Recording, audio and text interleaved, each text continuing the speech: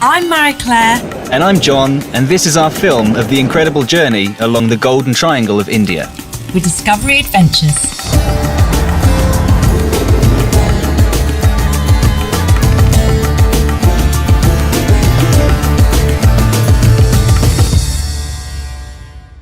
Marie-Claire and I were given the task of discovering the spirit of India during our 2-week trip, beginning in Delhi with the Jama Masjid, an ancient fortified mosque. It is nothing short of magnificent, especially in the early morning sunlight before the smog of Delhi really begins to take hold. Walking through its ancient archway is like stepping back 1,000 years, except for the swarms of foreign tourists thrusting iPads and cameras into every inch of its splendor.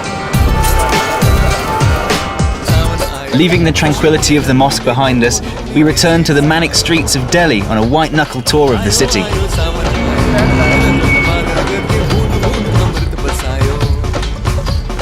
We're already feeling quite immersed in this rich culture, and our senses heightened.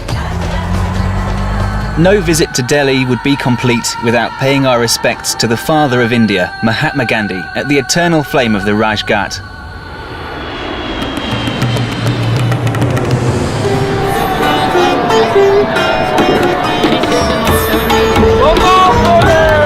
The Ganges is viewed as a river of salvation, an everlasting symbol of hope to past, present and future generations. This truly magical but sometimes overwhelming city is where the most intimate rituals of life and death take place.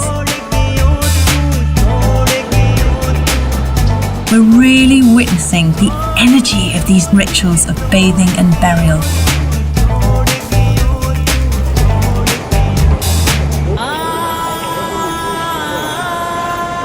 I returned to the river the morning after the festival to find revelers still celebrating, praying, dancing and shaving as they prepared to welcome the morning sun on the banks of the Ganges. The air was still thick with the smell of smoke and incense, with the relative peacefulness broken with the sound of fireworks until there was a roar of praise as the sun emerged from the morning mist. We left Varanasi, crossing the border into Madhya Pradesh region en route to Khajuraho. Khajuraho is known for its elaborate Hindu and Jain temples and is most famous for its erotic carvings depicting some rather eye-opening scenes from the Kama Sutra.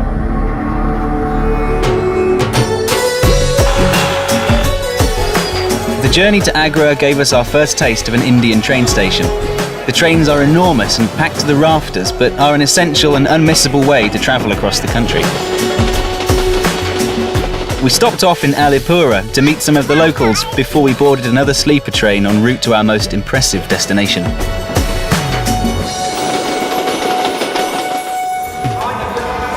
This is an incredible sight. The Taj Mahal seems to have a life of its own. Truly amazing. And is justly placed as one of the 7 wonders of the world. Although it is one of the most photographed buildings in the world and instantly recognisable, actually seeing it is really awe-inspiring.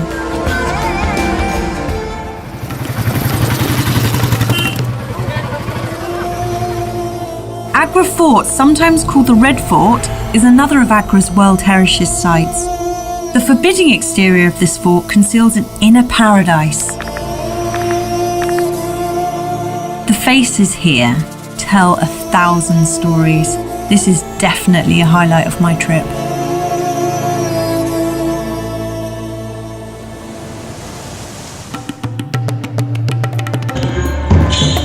It's late afternoon and we're off to Ranthambore. This journey is all about people watching. As we leave the madness of the city behind, we begin to experience the gentleness of the countryside. The intimacy of every train journey means that it's very easy to make new friends over a tasty train snack and a cup of chai.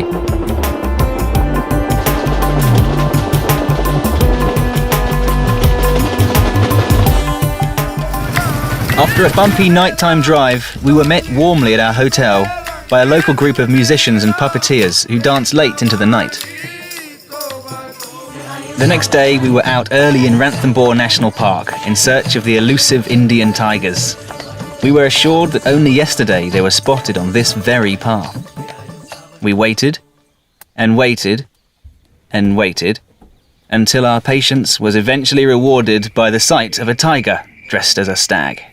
There is, of course, much more to the park than just the tigers, including the incredible Ganesh temple on top of Ranthambore Fort. As the god of good fortune and prosperity, it is traditional for couples to send their first wedding invitation to Lord Ganesh, which is then actually delivered to this very temple. Sadly though, he's never been able to RSVP. We headed back to the hustle and bustle of city life in Jaipur and took a ride through the traffic in a tuk-tuk.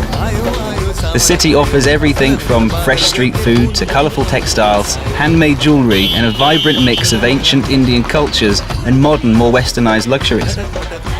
This chap was trying to figure out which side of his elephant the petrol cap was located, but he was also heading up a procession of grooms on their way to a traditional Indian triple wedding.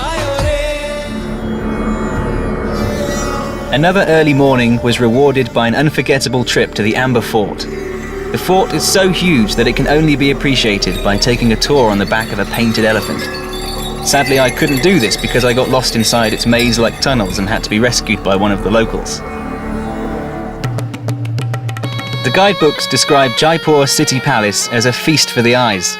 Unfortunately, they wouldn't let me in with a camera, so you'll have to make do with a shot of this man playing a tune to a snake in a basket. Jaipur is home to an ancient observatory, giving us an insight into India's historical approach to astrology and astronomy by means of these huge Escher-like structures that were used to measure time and to understand the movement of the stars and planets. We were offered one of the best views of the city through one of the 953 windows in the Palace of Winds. The city also gave Marie-Claire and I a chance to practice our haggling skills with a local textile salesman. This is not the Indian price. Yeah. This is white Englishman price. No. He was also more than happy to teach Marie-Claire the traditional art of wrapping a sari. This morning we've driven to the village of Jijawa. The small town is a hidden gem in the country. For me, the real beauty of Jijawa was the absence of tourism. With the assistance of our hotel porter, we tracked down a local potter who very kindly taught us how to make a vase.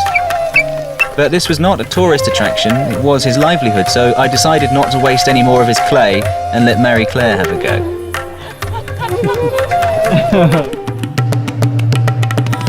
The country around Jijawa boasts very interesting landscapes, with the picturesque Ara Valley Hills in the east.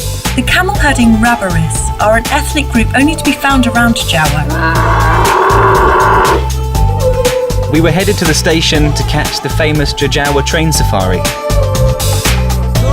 At Jijawa train station, as part of their program to always avoid accidents, they still use an archaic mechanical system to ensure that two trains are never using the same single railway track at the same time. The train driver hands a large ball bearing to the signal master, attached to a large piece of rope. The signal master hands the ball to the station master. The station master places the ball bearing into the machine, which is then locked away until the next station on the line sends a signal back that the line is clear. This releases the ball bearing again. The trains cannot leave the station until the signal master gives them back their ball on a rope.